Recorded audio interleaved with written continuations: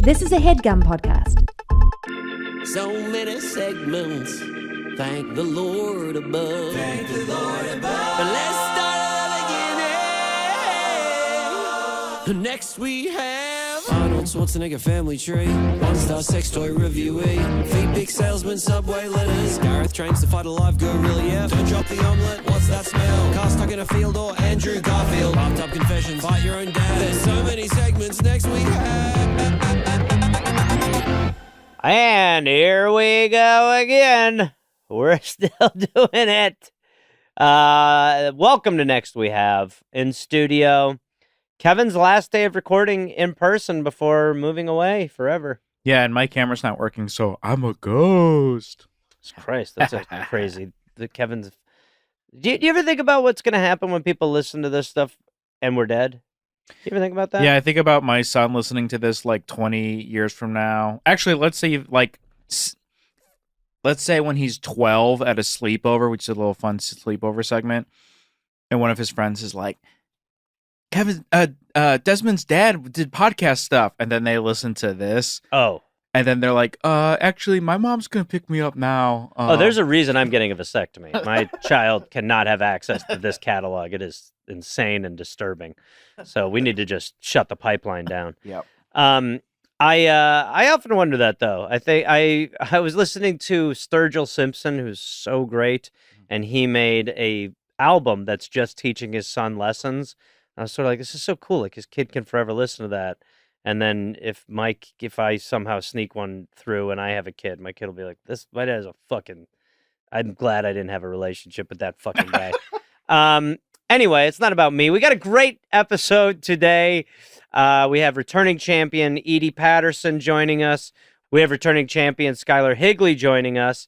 And we have an Australian revolutionary, I'll call him, Jordan Vandelam, who goes by Purple Pingers online, and we sort of talk through housing stuff. So we've already talked about how I will not be producing semen with sperm in it anymore. So let's just get to the show. This segment we have with Edi Patterson. It's a visual one. I apologize, but we kind of put her on the spot, and she handled it incredibly. After the episode, I did say to her, I was like, I hope that was okay, because you come in to do a podcast, you're like, oh, I'm just going to sit there and, talk about traffic and stuff.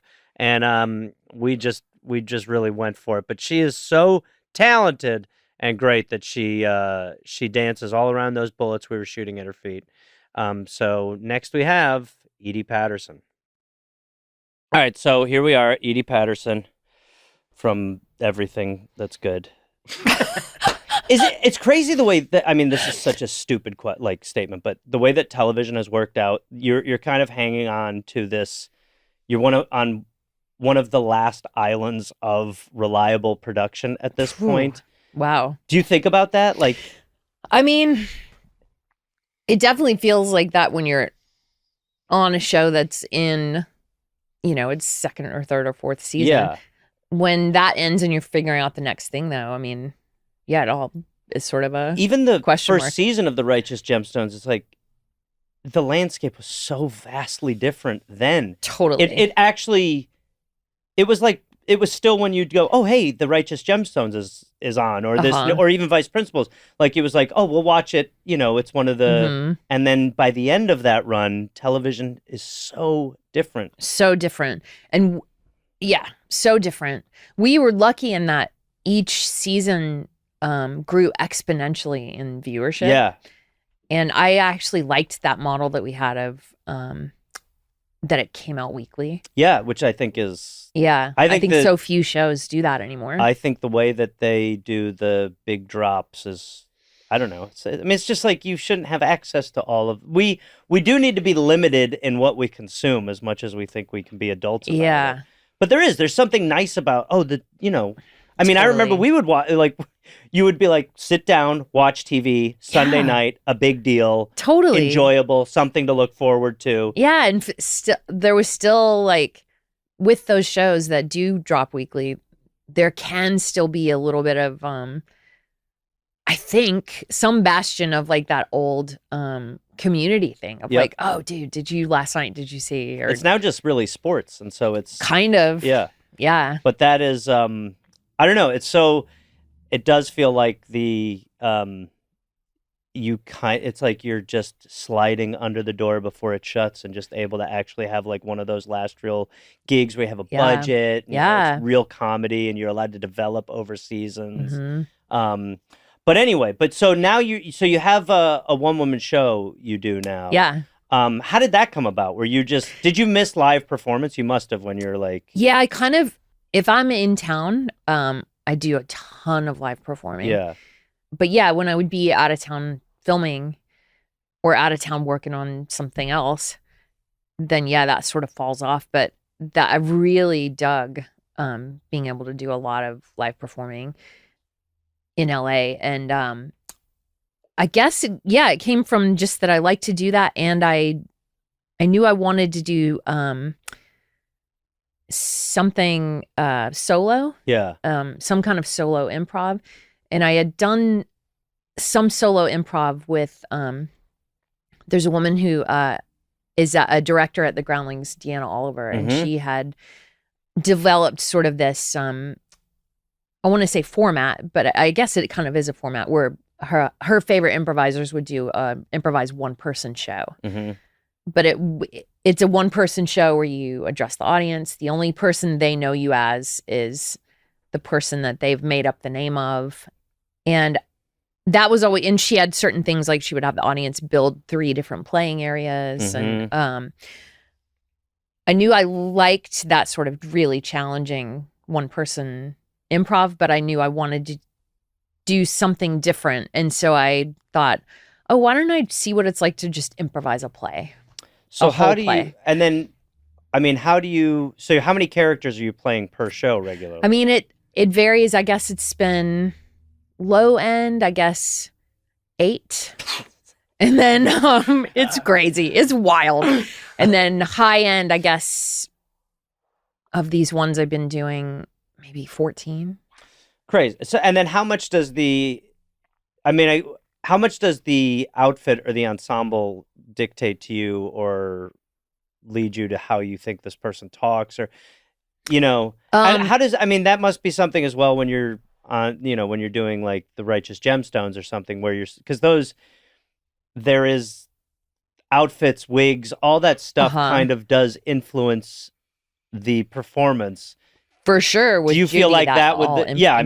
Obviously. Well, when I'm improvising a play by myself and I'm playing all the characters, I do like to. I talk to the audience a little bit beforehand, and I ask as me. Yeah. That's also something I wanted to do differently than what I had done before, and I have them tell me the name of a character who's in the first scene, and that may be the lead. It may not be the lead. I don't know who that's going to be, but. Tell me the name of a character in the first scene, and then we'll pick one. And then I do ask for what's something they're wearing, because that'll help me get a hit, exactly like you're saying. And then that I feel like informs physicality too. And so then I kind of at least know one person in this play. Yeah. Or I'm starting to. Right. And then I'll talk to the audience about an object, like either an heirloom that was in their house or an object that was in someone's house they knew growing up. And so we talk about that a while. And I know at some point in the play that'll show up. I don't know where or when. And I'll get a title. Maybe sometimes in a scene change or something, I'll ask like, what's on this wall, or what do you see out this window? Or it's all very hide in plain sight. Sometimes I bring the lights down. Sometimes my husband, Dan, is in the booth with the tech person who's in the booth at either Dynasty or Largo. And we've improvised together a lot. And so sometimes he can tell when I'm ending a scene to go into another scene, and he'll black it out. But there's been plenty of times too that if he blacks something out, I'll just say like, no, the lights weren't supposed to go out there yet. The lights are still up. Usually, Gareth, it's so I can mime jacking off. What do you mean? Usually it's because I want to do something really because foul. It's like he's like, cool. We don't need to see that. Totally. You're actually going to see the Totally. that is one of the things in improv that is so funny is the way that there is this sort of technical aspect to it of like lights out means the show ends or someone's playing the piano or something. Oh yeah, and I have a person playing piano, and usually it Jonathan influences it. Quisenberry. But then if you have the comfort like you have with your husband to be like, no. Yeah, totally. I'm denying you your blackout. Yeah. That's part of the fun of the show is it's like there is no plan. Yeah. There's no format. There's no It's great. I'm just going to do a play and I'm going to see what happens. Do you feel nervous before you do it ever? Yeah. Isn't that kind of I used to, because I do a lot of stand-up and you kind of do want to feel nerves. It's sort of helpful in, especially if you're shooting a show. I mean, it's like you don't feel that once you're comfortable shooting it, but you are chasing like the feeling of some sort of anxiety to like fight. Like there is this interesting addiction to. Yeah, it's interesting. I am never chasing that because I feel like I do my very best thinking and flowing and like channeling if I'm at a place of fuck it. Yeah. Of full like fuck it, let's see what happens. So I'm actually trying to bypass that and get past it, go through it. But with this show, I usually do feel something, and I've talked about this some. This is the only kind of show, this solo improv is pretty much the only time that I have to take it so far, and I literally have to remember that we're all gonna die, and I have to remember that I don't know when to not feel well, anxiety. I don't know when that's going to equal for me, and I may only have tonight, and so I might as well let it fucking rip. And what is the worst?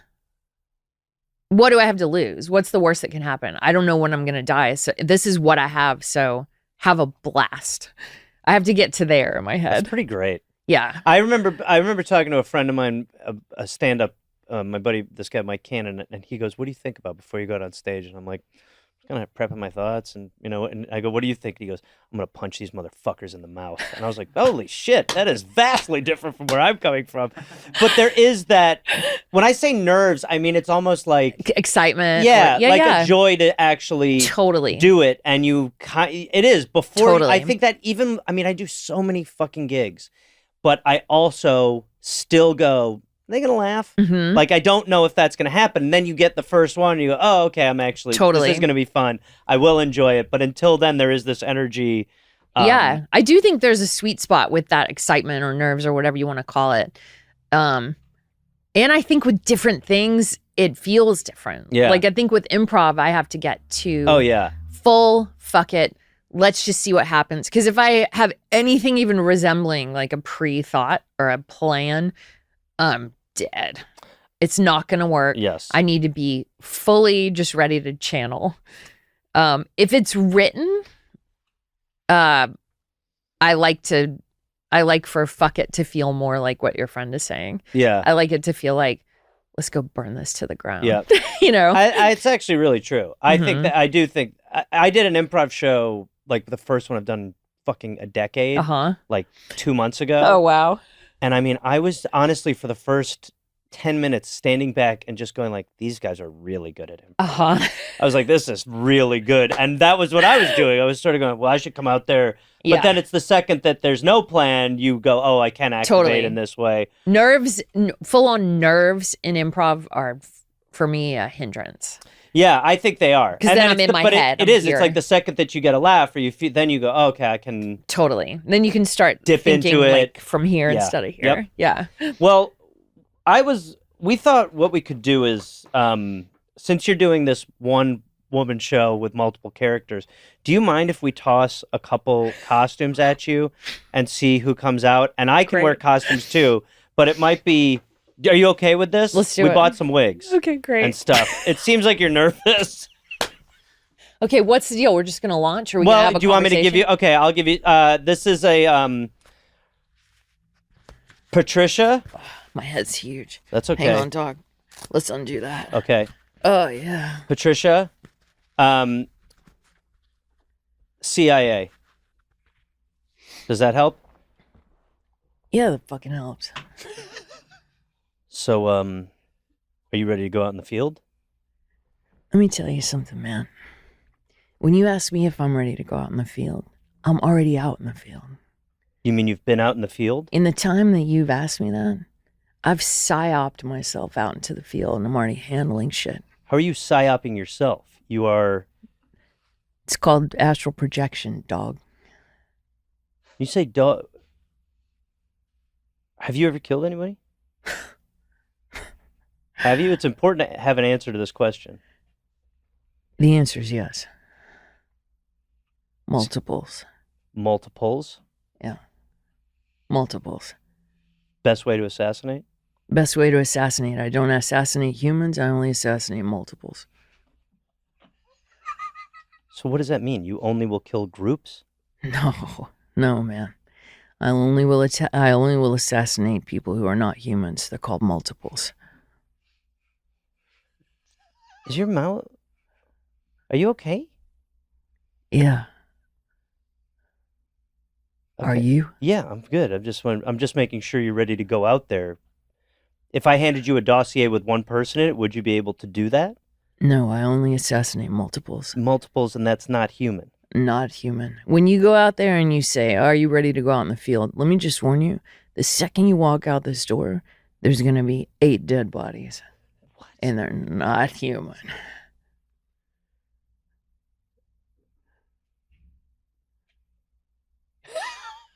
You're hired. Okay, great. Okay, wait. All right, here's another one for you. Okay, perfect. Okay. Oh, dear okay. God. Here you go. I see you bought some high-end wigs. Okay. How about Let me tell you this, Gareth. My head is so big. No, it's this great. won't get over the Do you want me to give you a name for this, or do you feel like inspired? And I'll be interviewing you to work at a bar. Okay, great. Okay? Great. Do you want me to pitch any ideas, or you feel good? I feel good. Okay, great. Okay, so we were just trying to replace 2 bartenders. 2 bartenders? Yep. Yep. And so we were hoping that we could get someone. I mean, cocktail experience is very important, but cocktail experience is very important to me as well, and I have a ton of it. You have what? I have a ton of it. Okay. So look, it's not important. It's a wine and beer bar. So, Wine and beer bar, WB. Yeah, those are absolutely. So, but what we really need is someone who kind of fits the vibe. Fits the vibe of a wine and beer bar. I know what that means. Hey, who wants to swing? Well, let me just who wants to get on my dick? Hold on. What did you say? Who wants to get on my dick? Well, the whole thing here is that it's kind of a higher end clientele. So something like that would not be the best thing to say to them. Okay. So maybe we do a quick role play where I'll be a kind of wealthy guy coming up, and I'm going to buy a wine for... Go! Well, hold on. I'm going to buy a wine for my wife. Go! Okay, I'm going to walk up, okay? Yeah. Remember, it's a high-end thing. I work in the register. Excuse me. Hello. Welcome to the wine and beer bar. It's high-end. You all right? Yeah. Okay. My wife will have a Chardonnay. Uh-huh. I'll just have a Stella Artois. That'll be 14,000. What? High-end. All right, hold on. So, it feels like that is Have you worked in an establishment before? Oh, yeah. Okay. Huh? Oh, yeah. We're still gonna take some other resumes, okay? Okay, well, that's gonna be to your natural. Okay, great. Oh my God. Edie, you're very good at this. Oh my God. Okay. How do you feel about this one? I mean, I feel stoked. Okay, great. You guys, my head is so big. It's great. All right, ready? Yeah. So yeah, I saw your profile and I thought it would be really nice to finally meet up. Yeah, I'm glad you did. I just got out of something pretty serious not too long ago. So. Well, I just got out of something pretty serious too. My wife kicked it. Okay, yeah. I don't mean to ask too many questions, but are you open to dating a man? I mean, hey, dude, I wouldn't have met you if I wasn't open to meeting a man. Yeah. Did you serve? Yeah, I served. Where did you serve? Nam, Korea, WW2. You were in World War II? WW2, Nam, Korea. And now I'm in Korea? Yeah.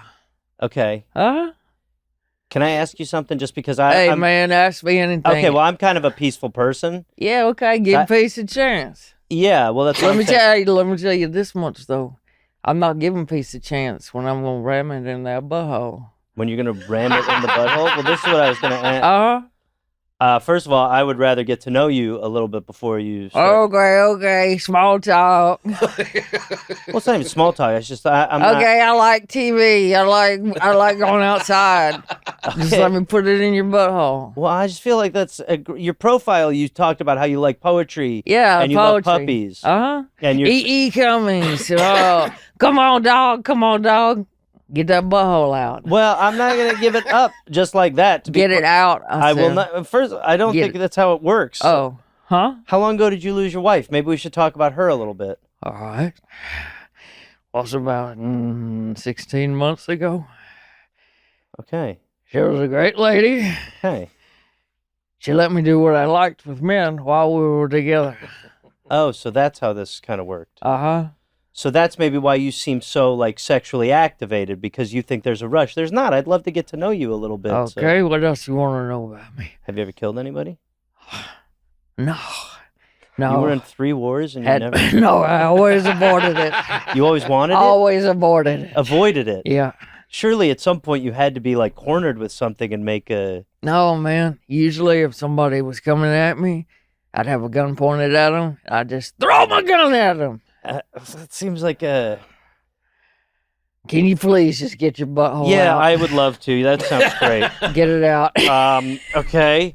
And then maybe we'll do 2 more if that's okay. Yeah, great. We got time? Oh, great. Oh, finally, a knit cap like I walked in here with. Okay. Yeah, this one you could just be yourself. Okay, great. Hi. Hey. Sorry. What did you say? Sorry. Oh, yeah, no problem. I want my bike out and it says my hair got everywhere. Oh, yeah. Well, thanks for coming over here. I mean, I think, the whole thing is we're looking for someone to babysit our son, Zach. So, okay. Yeah, so... he sounds great. Well, he's a bit of a terror, to be honest. That's my gosh. Yeah. So we need somebody who's, pretty good with kids. Pretty good with kids. Yeah. Uh-huh. How old are you?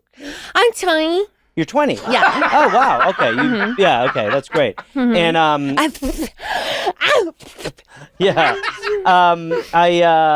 you feel comfortable looking after a 5-year-old? I feel great about looking out for a 5-year-old. Yeah. Yeah. Okay. And you've looked after a lot of kids, obviously? Yeah. It's like younger brother, sister. Or sister. Niece, nephew. You have a niece and nephew? I had a younger brother, sister, niece, nephew. You had them? Yeah, and then I moved here. Oh, okay, great. Mm-hmm.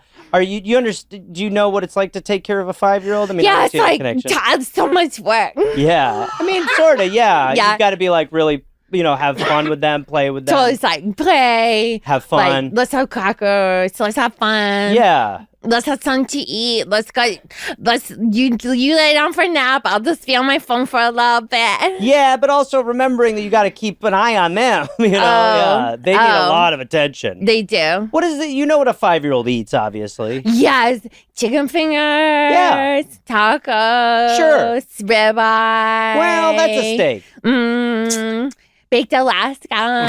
Baked Alaskan crab? Baked Alaska, like the dish. Oh. foie gras, veal, squids. Here, why don't we do this? Yeah. I'll be Zach. Okay. Okay, and I just woke up from a nap. Okay? Oh my gosh, okay. Okay. Oh my God, I woke up from a nap. You silly goosey, you slept for so long, you fucker. Well, okay, I'm gonna jump in as the dad quickly. Oh, okay. Yeah, saying fucker was, yeah, okay. a lot of it. Let's try again. Okay, great. Okay. Hey, I just woke up from such a long nap. You silly goose, you just woke up, you little creep. Yeah, I peed the bed, I think. Uh-oh. Yeah. We better call your dad. Well, he's on a business trip in Germany. He's gonna have to fight back. He probably needs you to make a decision as far as what to do. Well, I'm not touching the weapon. Okay, great. That was awesome. So, Thanks. yeah, we'll definitely let you know. Okay. Oh. Did you want to shake or? Yeah. Oh, is your hand alive? But that doesn't have the bones. Doesn't have the bones? Oh my God. That might be an issue. Oh, shoot. Yeah. Well, great to meet you. We'll be in touch. Yeah, it's great to meet you. I can't wait to be in touch. Yeah, okay, great. And Bye. thank you, Edie. Can we do one more? Sure. This is all to promote Playgirl. I hope you're... Great. Okay. I mean, yeah, I hope people know that there's no wigs. I mean, no wigs. No, I know. Okay, let's go. You don't want to wear a wig? No. Oh, I'll wear a wig, sure. I just feel like she's great at this. Well, thank you very much for being on the show. It's a pleasure to be here. Yeah. You know, I think it's been really enjoyable. I've also found it so enjoyable. Yeah. I mean, you know, we had some great laughs here.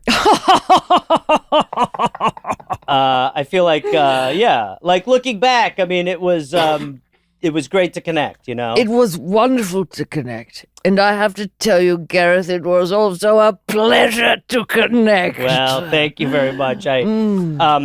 As we approach the end, I mean, you've lived a long life as a lord? Yes, I'm a lord. Yeah, so is there anything you would want to impart and leave listeners with? Because I know you still had a little trouble understanding what a podcast is.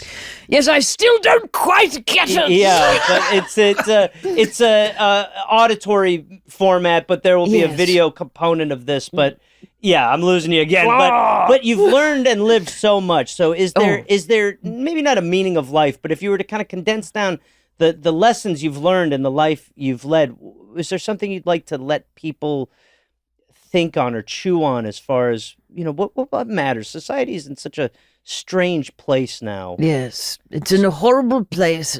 I would say as a lord, I'd like to urge everyone to just go toward the beauty that they find in every day. So sort of like an inner beauty every day. Find the sort of joy. Find it inside of you, outside of you. Go toward it. Yeah, go. I guess that's my message. Stop going toward ugly things. Right. Whether it's a vibe or a feeling or a person, go toward beauty. That's such a sweet, it's a very sweet message. I think that's, we need more and more of that. I agree. I just think that people are selfish. Do you think that selfishness is a problem today? Yes, selfishness is quite a problem today. We'd all be so much better off if we just helped each other do normal things. Yeah. Yeah.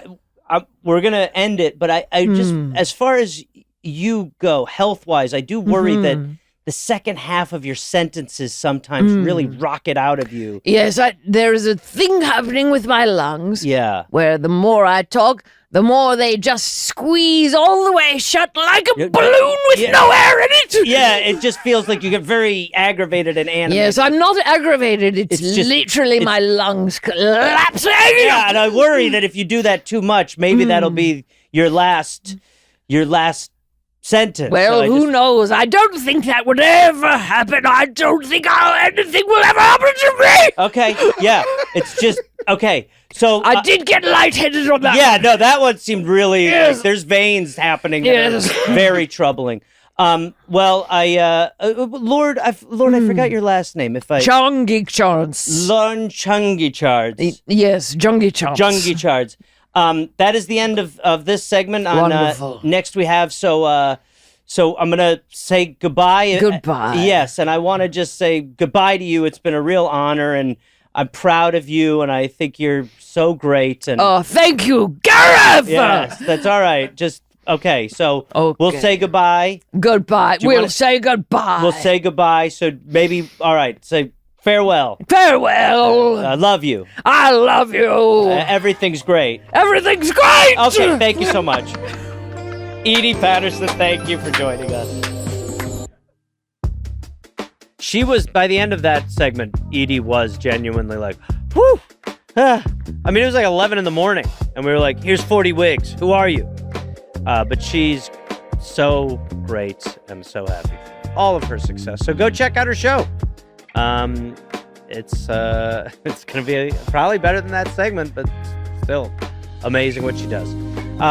We have Skyler Higley now joining us. Skyler is someone who I truly just think the world of as a writer, as a performer. I really think Skyler will be one of those people who eventually will not do the show because he's too big, which has happened, by the way. There are some guests who, well, we've had them on the show, and then eventually they're like, no. I hope that happens to Skyler soon enough. He's great. Skyler's a former Mormon or a foreman, so we have him on to enjoy that. So next we have Skyler Higley. So, Oscars? Yeah. Have you ever held one?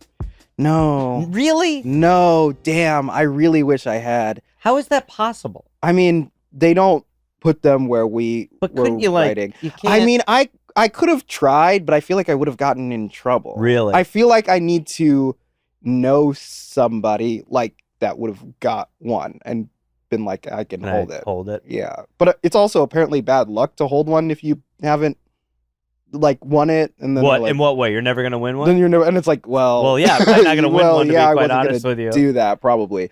But no, I was around them a lot, and they look nice to hold, but I didn't touch it. Do you do you aspire for that? Like, it feels like, is it weird to be like in that world? Because even watching, I didn't watch the Golden Globes the other night, but you glean a little bit from it. It's such a unique level of status and club that it's kind of, you've got to feel impostery if you're at the event and you're not one of these huge people, but you are there the night of the show. I mean, we talked about it on the talk show thing, but you wrote like one of the more memorable moments of last year's Oscars. Yeah. And so you're there. I mean, do you feel weird being there? It's weird, but it feels definitely surreal. It was like completely just job and like, this is what we do, comedy stuff. Yeah. Up until the point where I'm there on the day of show day and start, thinking about show stuff, trying to put that together. And I remember walking around for some reason. I was like out kind of in the theater. And like when the famous people started showing up, then it's suddenly famous people everywhere. And that is what was like the moment of like being like, oh, fuck, what the fuck is happening? Who are the people? I mean, it's just the club of, you're just like. Yeah. Well, the first person I saw was Willem Dafoe.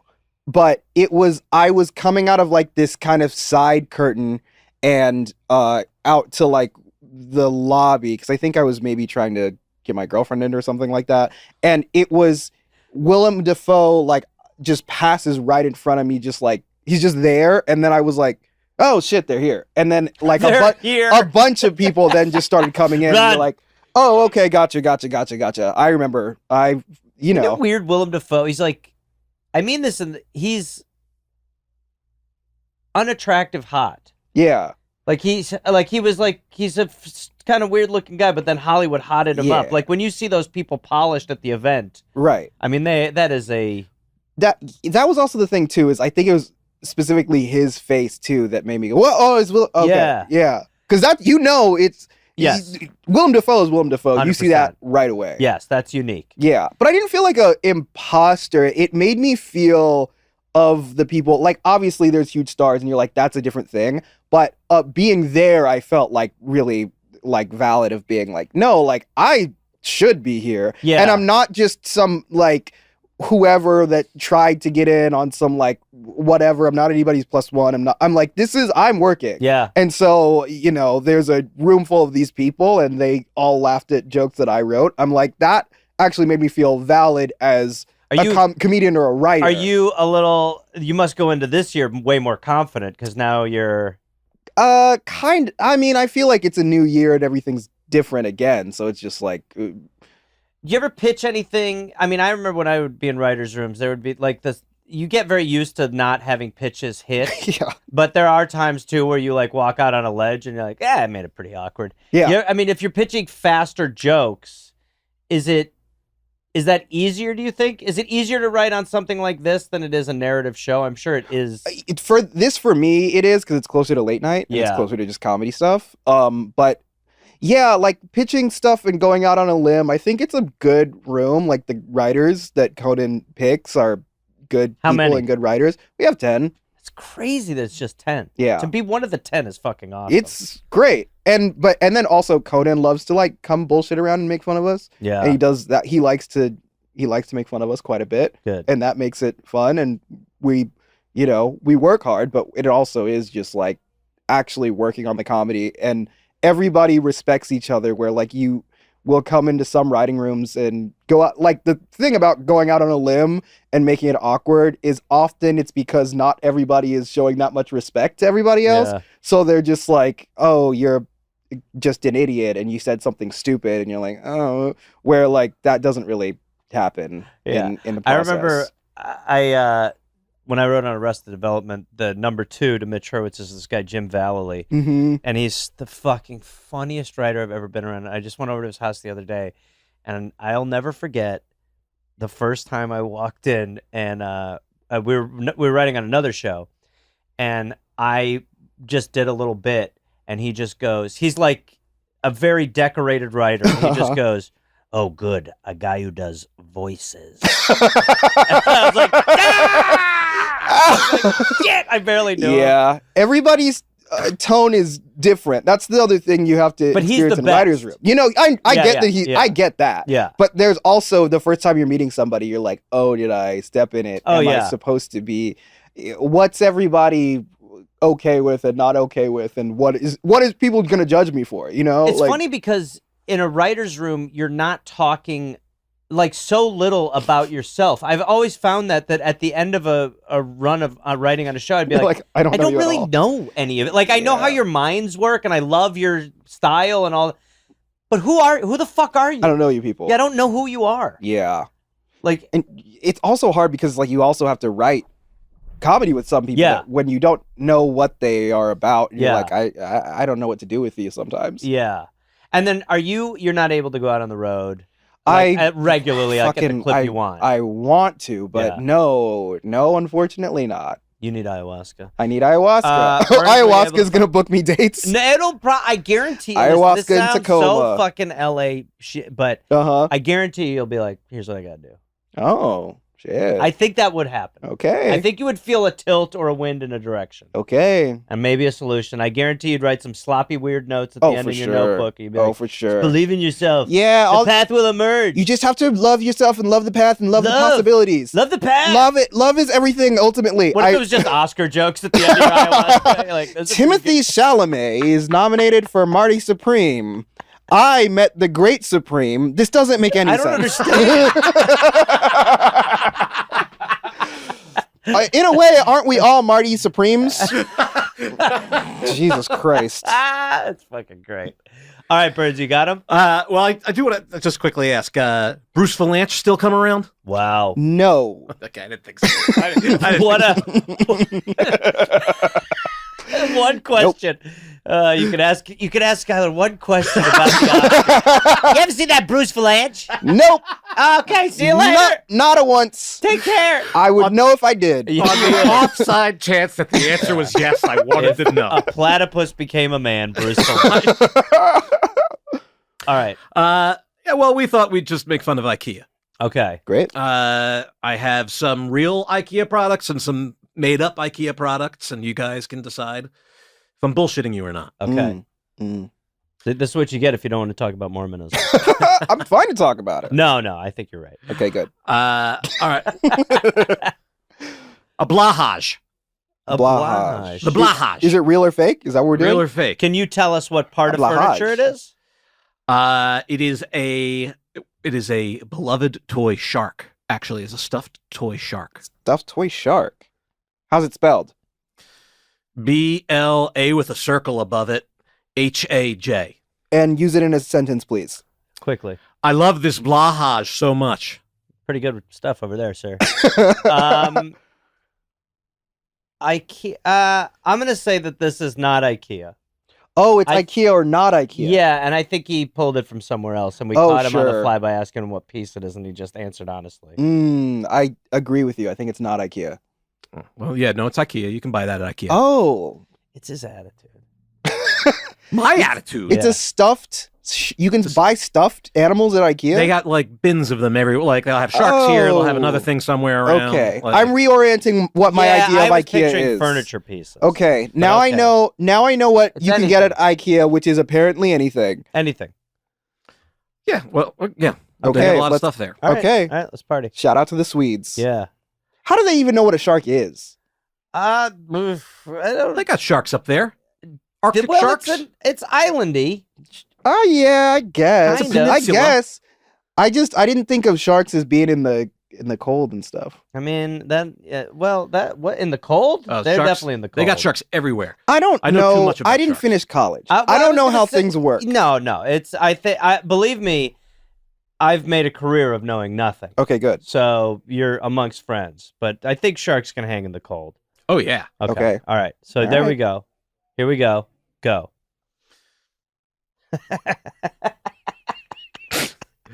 Billy. Billy? Billy. Billi? Billy. Billy. I keep my books on the Billy.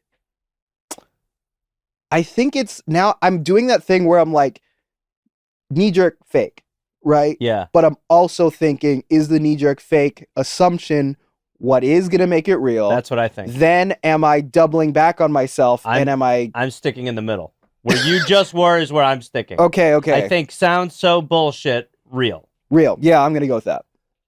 Real. Yes. Okay. All right. Good. Okay, we're back, bro. Good. I almost outsmarted myself. Yeah. Which is what they want to do to you in Sweden.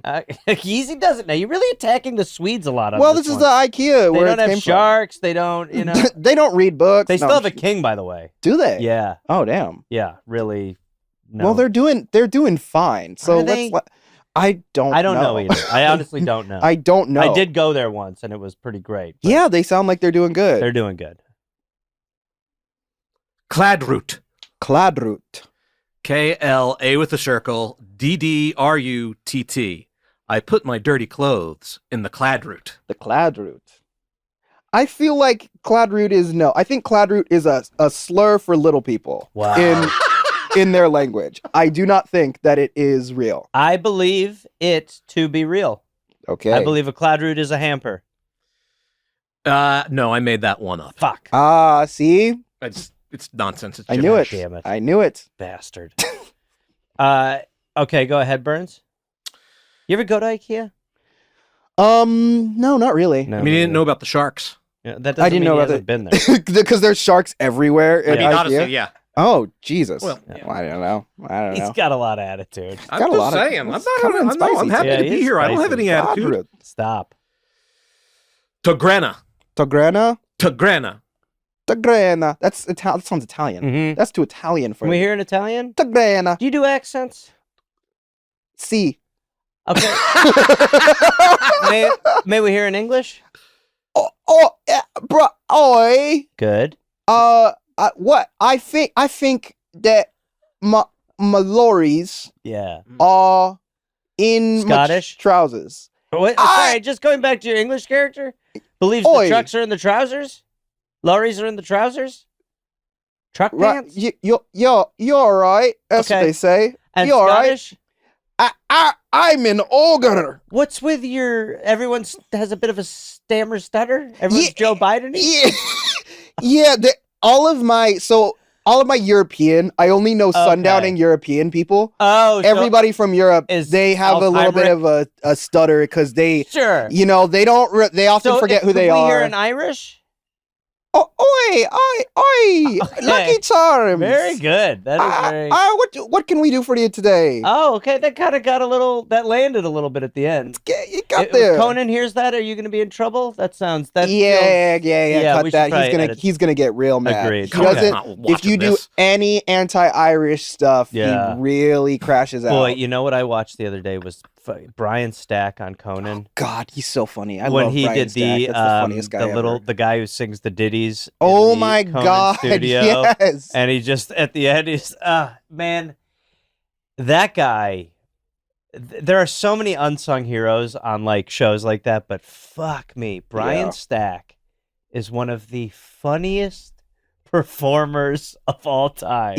And you know what? When we talk about these people who are like super funny, he's also I've met him the one time in person. He's the nicest man he ever. Seems extremely he sweet, is so kind and he is so sweet, and then he's also just like a super funny guy. Maybe we throw up a clip of Brian Stack here because he is so fucking great. All right, he's the best. Oh, women should be branded like a cow. Oh my God. Let's fire up those branding irons now. They'll never have a say if their mouths are stuffed with hay, and we hook them up like oxen to a plow. Plowity gal. Okay, plowity gal. It's horrible. No. That's the most sexist, horrible. Yes, thank you for the booing. That's the most sexist song I've ever heard. I'm surprised you weren't murdered. I was murdered. Super funny guy. Brian, if you hear this, we love you. We love you. You're the greatest it's all of all love. time. Ayahuasca, baby. Sounds like the headline here is you can be funny and nice. You can. You can also be funny and mean. People you do can also both. be funny and a little sassy. You can also be not funny and sassy. All right. Well, are you guys getting divorced? Yeah, we're not in a good place. We're in a bad zone, dude. Oh man. Did you guess Tograna? Oh, Tograna. Oh, no, I don't think I did actually. Tograna. Sometimes I feel like I don't smoke weed anymore, and then sometimes I still feel like I do. It feels very well. We're also hearing nonsense words. Here's what I'm gonna say for Tograna. It sounds too Latinish in origin and not Germanic, and so for those reasons I'm out. I'm going through the same thing that you went through before, where I feel that way, but I'm gonna say that it's all that stuff, so it's real. It's wrong. God damn it! What's wrong? Who's wrong? No, you're right. I'm right. Okay, great. Okay. God damn it. There we go. Tograna. There's no prize. Oh, you win an Oscar. Oh, great. Yeah. Yeah, it's real big. I've held an Oscar. Have you? Yeah. Why? Who? What kind? Alexander Payne's house. Oh, above or below the line Oscar? Above. Okay, great. Yeah. That's cool. Yeah. I've held an Emmy. Those are heavy. Are they? Those are heavy as Oscars.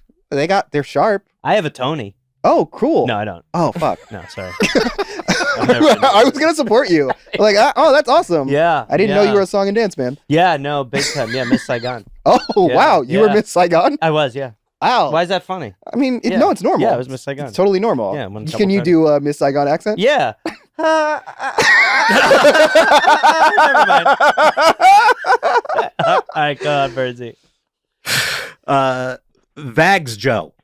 Vags Joe? Vags Joe. V-A with a circle, G, S-J-O with 2 dots. Okay. Real. Vags Joe. If it's got real. If it's got the thing with the holes, the A with the holes, and the when there's no, but it's not an umlaut. It's the hole. It's the hole that goes on top. Yeah. Like one of them Teletubbies. Remember one of the Teletubbies had the shit? Dipsy, exactly. When it's got when it's got dipsied out letters, it's real. Real. That ain't Dipsy. Dipsy's the one that's got the one that goes straight up. I'm fact checking you here. Which one's got the circle one? Lala, right? Circle. It's my girl Lala. Tubby. No, it's not Tinky Winky. Is Poe, the red one. Oh, fuck. My girl. God damn. When's the last time you watched Teletubbies? Dude, a while, but I used to watch it a lot. Yeah, well, because you did ayahuasca. Yeah, you talk about ayahuasca. That was so. They go. there's baby son, sure. I'll take that. It's a face and a son. I understand that conceptually. Time for Tubby bye-bye. Every single episode, they go into some mirror carousel for no fucking reason, just running around. Let me tell you why the Teletubbies, it was the best. Yeah. The only thing that sucked about the Teletubbies was they would show a thing in the belly twice. They'd play the same video too. So you was like, even if you were high, you were like, you're like, hey, wait a second. When I was like a little kid watching Teletubbies, I always remember not giving a fuck what was going to go on the video. Because they would play the video and that would be like the real kids talking about like, yeah, we run around and I like being kind and sharing. And you're just like, no, fuck that. Tell me what's going on with these weird asexual aliens. Yeah. And what's going on and their fucking Why robot is there vacuum chasing them? Yes. Yeah. I want to know funny because what's going on with that. You watched it as a kid. I was a grown adult. Yes, I was going to say it premiered 2 months before you graduated high school. Yeah, Oh and my I was God. definitely high watching You were just Teletubbies watching it. all the time. Damn. There's a All lot right, of Bernsey. Teletubbies in college. Vags Joe. So it is Oh, we didn't even guess. Real. Fake. real. Yep. God, I knew it was. I'm Teletubbies. caught in my head. I'm telling you, it's bed. gypsied out letters. Yeah. Wow, Skyler's really running away with it at this I'm point. on fire. What, am I not allowed to comment? No, you're not actually. Just read the goddamn fake letters. These are all real letters. No, whatever. Now who's coming for the That sweets? is a good retort. They're real letters for sure. All right, well, let's do one more. Drotzvig. Drotzvig. Drotzvig. Drotsvig. It sounds like a big boat.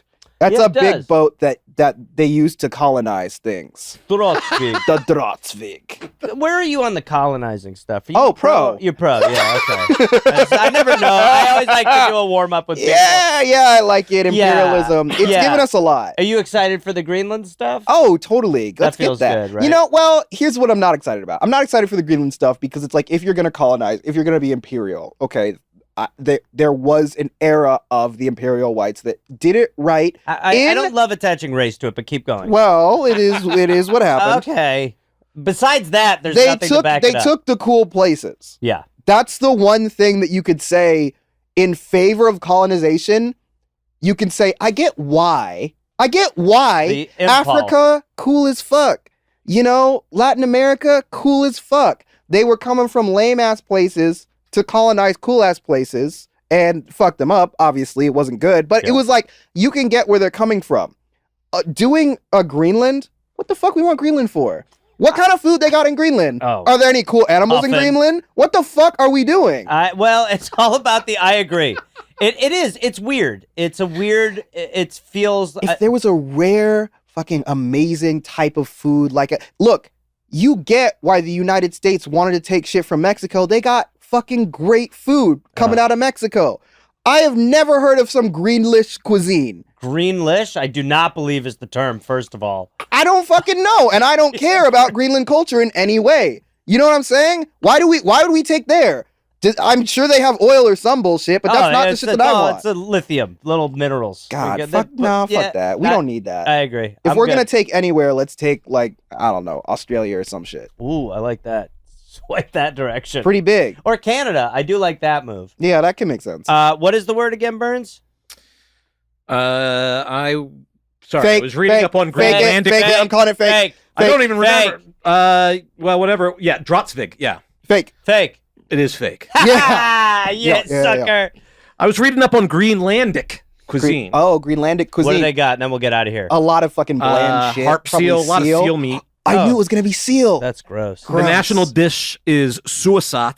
Suicide? Suicide. Suicide? Because A when you Greenlandic eat it, you soup? want to kill yourself. That's when because you kill yourself sitting down. That's how gross the Greenlish food is. It's our best food is putting a fucking gun in your mouth. Our best food is basically a suicide.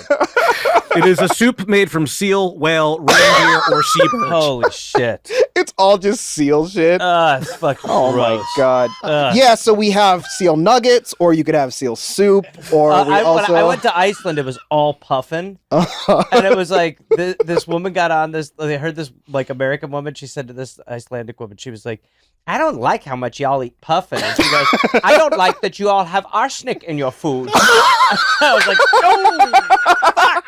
That's over. Man, that's a KO. To be an American and go places and be like, I don't like what's going on here. I don't like your foul. Shut the fuck up. Honestly. You are in someone else's land. We don't you don't get gotta it. go there. We still like colonial, we still like colonize with our dumb thoughts. Right. We still go places. I'm like, why don't you just have a big long line and nobody's wait a working second. here? Wait a second. Why is it different from where I came from? I came to somewhere else. I'm on the other side. Yeah, you're in a different country, bitch. Fucking worst. We are the fucking worst. Skyler Higley, thank you for joining us. Thanks for having me. Appreciate it. Yes. People should go listen to Help Me Be Black. Yep, and I And apologize you said- to all the Swedes, and I apologize to the Swedes. Do you Shout think out you'll to the run out Teletubbies. of black guests and need a white guy? If you do, just throw me in the mix. Here's what I'll say. If I ever do run out of black guests completely, and every black person, comedian, anybody that I could think is entirely You're exhausted, saying a lot of words for a maybe. I Yes. will bring on a Mexican. God damn it! Thank you, Skyler. Thank you for having me. All right, now we're wrapping it out with like I said, Jordan Vandelam. His name is Purple Pingers online. I recommend go following. His story is crazy. He kind of just was going through the system and then just decided he was going to be a champion for housing and renting rights in Australia. So buckle up. You're going to hear an Australian accent, but I think you'll be able to figure it out. But he's awesome. What he's doing is awesome. There are people I like to have on the show who I really just kind of have almost just I crush on how much they're doing to try to undo injustice. And this guy is no different. Great guy. So next we have Purple Pingers, aka Jordan Vandelam. All right, here we are with Jordan Vandelam, aka Purple Pingers. So before we get into what you do, I've been very curious. What is purple? Where does Purple Pingers come from? I don't know. Wait, do you not call them pingers in America? What do you call them? Who? Drugs? No. Party drugs? No, I don't. I may. You know what? We Ecstasy. might. I've been out of the game for a while. No, I know. I was wondering too. Molly. Yeah, that. Do you call it Molly there? No. Yeah. See, this is what's so fucking. You know, I had this stand-up. But we know what it is. Like, we just don't call it that, I guess. First of all, I don't love the attitude. I'll say that right off the bat. When I first came to Australia to do stand-up, I love Australian sex terms. Wristy is one of my favorites. Yeah. Rooting. We did a show once and I said I'm rooting penguins like in this story, and everyone was just like, "Oh my god!" And I was like, "What's going on? What's happening right now?" Because that means fucking. You also said emu as well. That was probably worse. I reckon. What does that mean, please, Jordan? Emu. How would you? What did I say? I'm pretty sure you said emu. What did you say? It's meant to be emu. Okay, it's your attitude. Well, we say I'm on Gareth's side here. We do say emu. Yeah, that's a kind of that's like a kind of like music for us. Emu. Okay. I believe you. But well, this is what I was gonna say. I told this stand-up joke, and it's about Magic Johnson. And at the end, I say, "Isn't it crazy that the only person on record to have beaten AIDS has a name like Magic Johnson?" And everyone just sat there, and I thought, this is a very good joke. Yeah, that's and then right good, after the show, I said to Dill, I go, Dilrook, I was like, "Do you not call a penis a Johnson?" And he was like, "No, you call it a Johnson." I was like, "Ah!"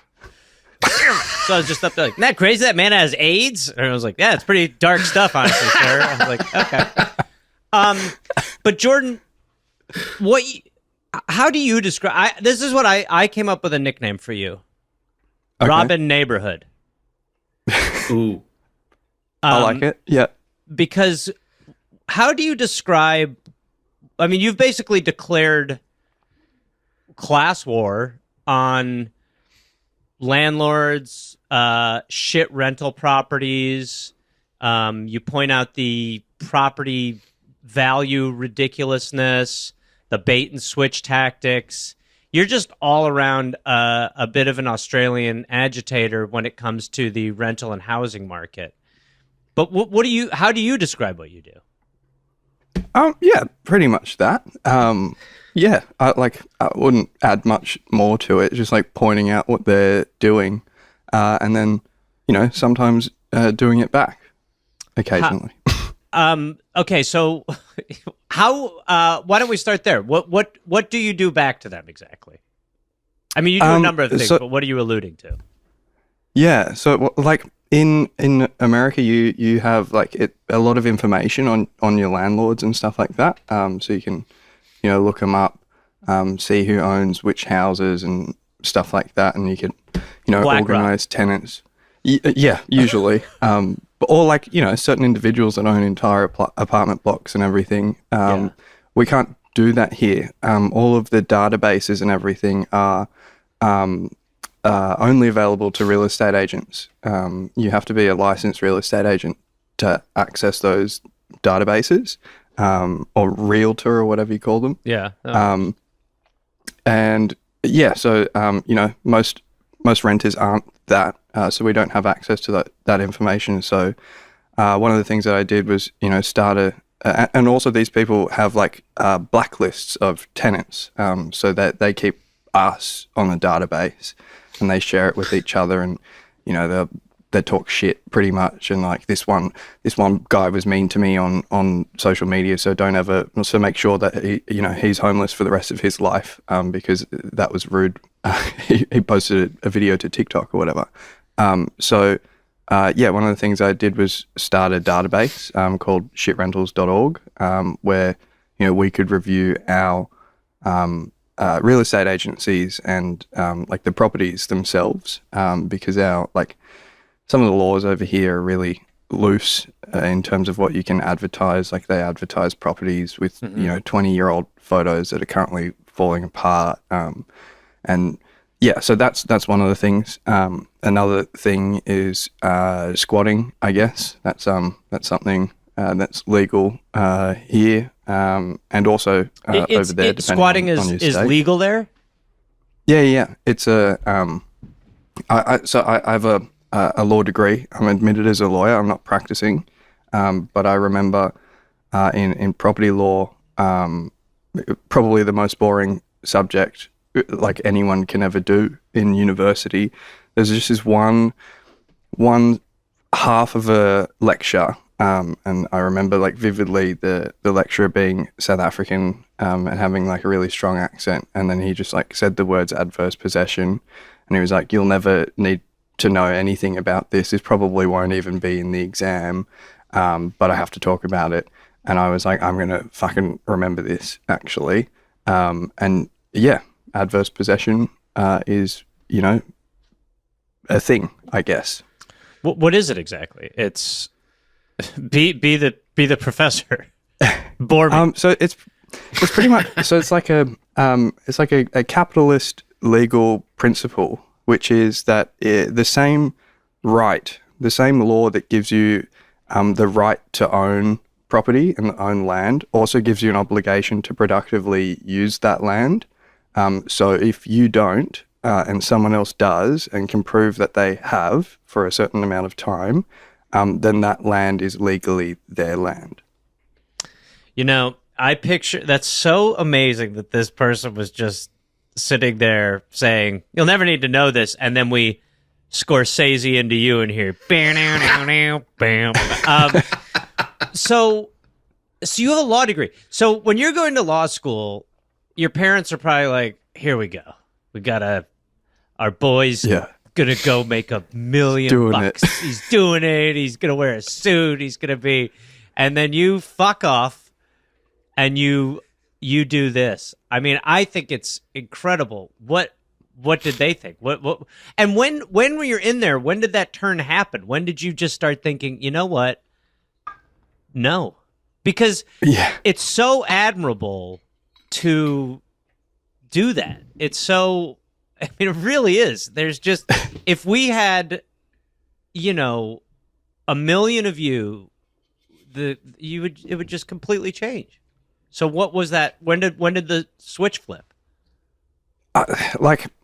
Yeah, I think you're right. I think my parents were like, oh, you know, my kid's gonna do well. He's on a good trajectory. You're gonna see him be successful and whatever. And then, you know, it ended up being quite disappointing for them. But that's neither here nor there.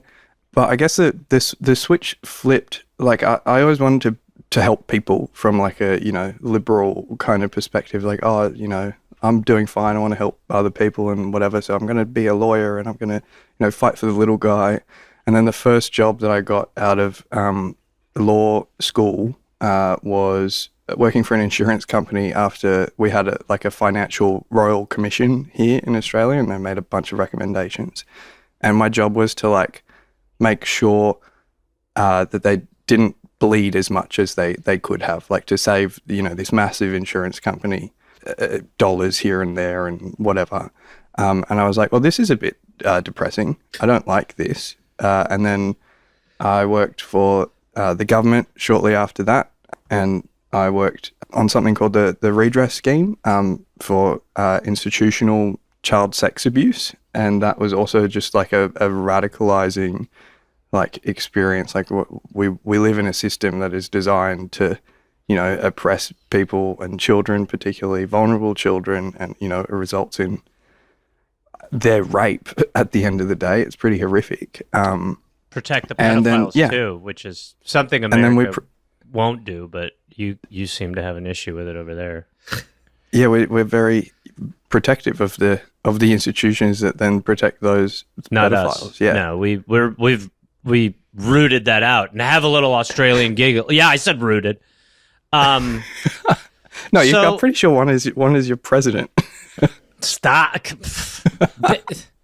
This is so ridiculous. It's different. When you're here, it's different. When you're here, totally, I believe it's you. different. Okay. He's a great guy. So, well, why don't we, Burns, can you bring up one of those videos? Well, before we do that, so then you just start posting about this. You just start kind of posting stuff. I mean, I remember I found you a while ago, but you have a following. I mean, you really have kind of carved out a thing, and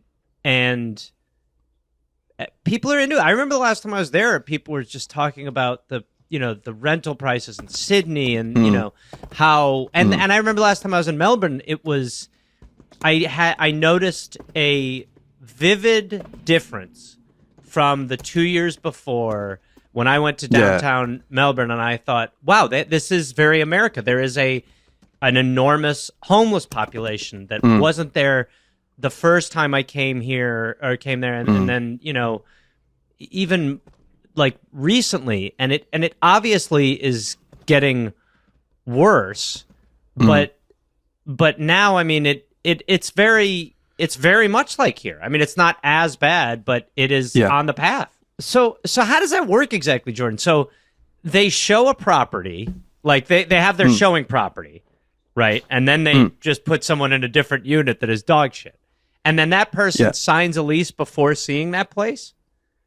So usually not. Usually you have to go inspect it first, which is why, like, during COVID it was different. There was like a period where we could go and agree to leases, but I think in a lot of states that is the law. You have to actually inspect the place first before you can do the thing, unless you're interstate or whatever. But then like this happens a lot. So the fact that the place was different to the photos was why those pictures were uploaded to shitrentals.org, because previously you would just go to these places. It would be a complete different apartment or a complete different building or house or whatever.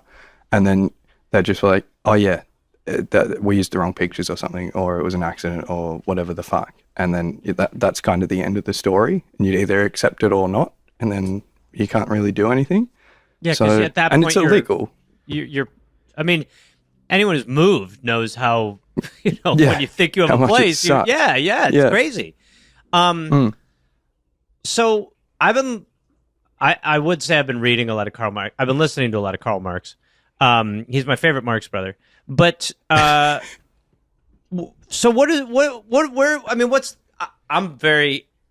I'm extremely anti-capitalist. People should not. There should not be owners of.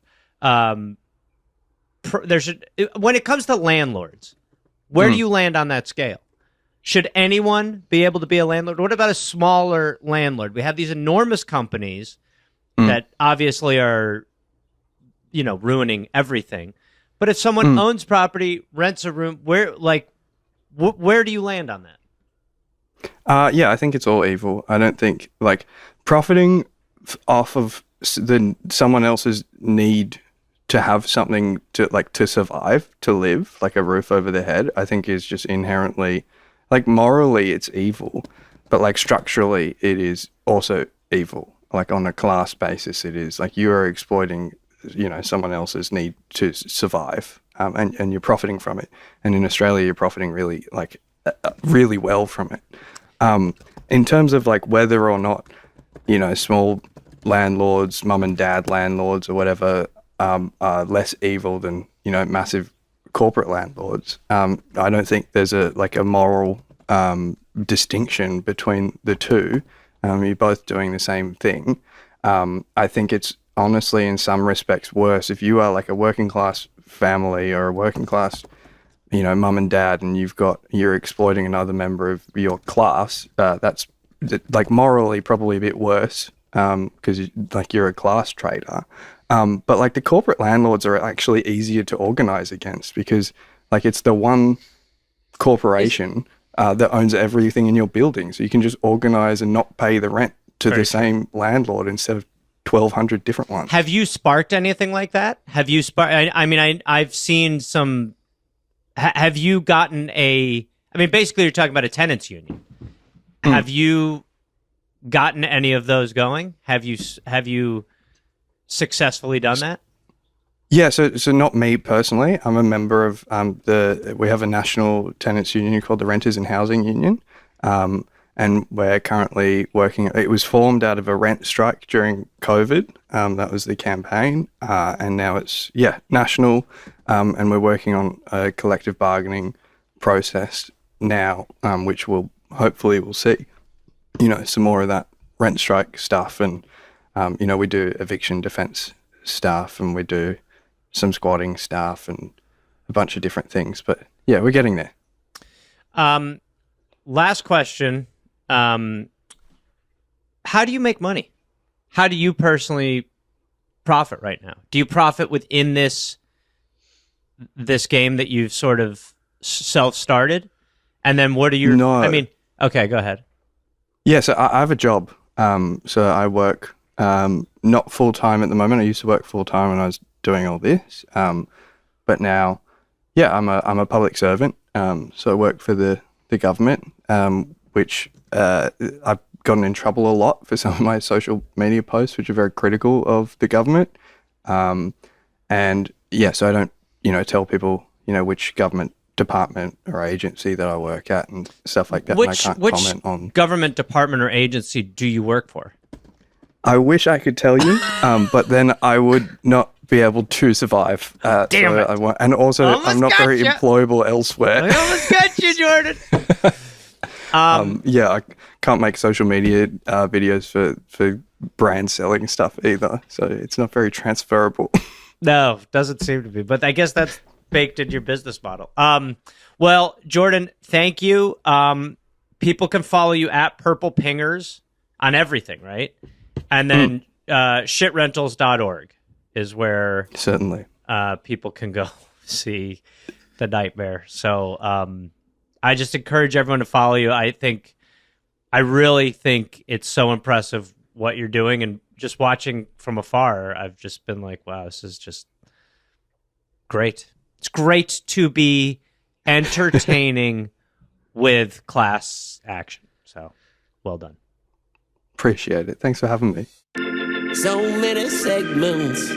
Thank the Lord above. Thank the Lord above. But let's start again. That was a Headgum podcast.